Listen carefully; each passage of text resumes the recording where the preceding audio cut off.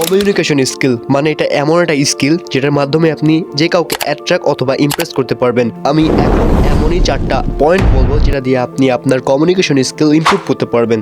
এর মধ্যে সেকেন্ড এবং fourth point most important. First, eye contact. কনভারসেশনের সবচেয়ে বড় মেইন রোল প্লে করে আপনার আই কন্ট্যাক্ট। কারণ আপনি যদি কথা বলার সময় এদিক ওদিক তাকান তো সামনের জন আপনাকে কখনোই ইন্টারেস্ট দিবে না। কথা বলার সময় যদি আপনি চোখে চোখ রাখেন তো সামনের জন আপনাকে ইন্টারেস্ট দিবে। আর যদি আপনার চোখে চোখ রাখতে সমস্যা হয় তো আপনি ট্রায়াঙ্গেল রুল ফলো করতে পারেন। এর জন্য আপনাকে 5 সেকেন্ড সামনের জন্য রাইট আয়ের দিকে তাকাতে হবে, তারপর আবার 5 সেকেন্ড তার লেফট আয়ের দিকে তাকাতে হবে এবং এরপর লিপসের দিকে তাকাতে হবে। এই মেথডটা ইউজ করার পর আপনার আই কন্ট্যাক্ট করতে সমস্যা হবে না আর আপনাকে কনফিডেন্ট দেখাবে। Second, no filter approach. কখনো কখনো এমন হয় যে কথা বলার সময় একদম সাইলেন্ট মোড হয়ে যায়। আপনি তখন মনে মনে ভাবেন এখন আমি সামনের জনের সাথে কি কথা বলবো। এই সমস্যা থেকে বাঁচতে আপনাকে নো ফিল্টার অ্যাপ্রোচ ইউজ করতে হবে। নো ফিল্টার অ্যাপ্রোচের মানে হলো যেটা আপনার মস্তিষ্কে চলতেছে ওটা আপনাকে সামনের জনকে বলতে হবে। যদি সামনের জন সেটা শোনার পর খারাপও মনে করে তবুও আপনাকে সামনের জনকে বলতে হবে। যখন আপনার প্র্যাকটিস হয়ে যাবে তখন আপনার ব্রেইনে আর কোনো সমস্যা হবে না আর কখনোই কোনো ভুল কথা বলবেন না। থার্ড,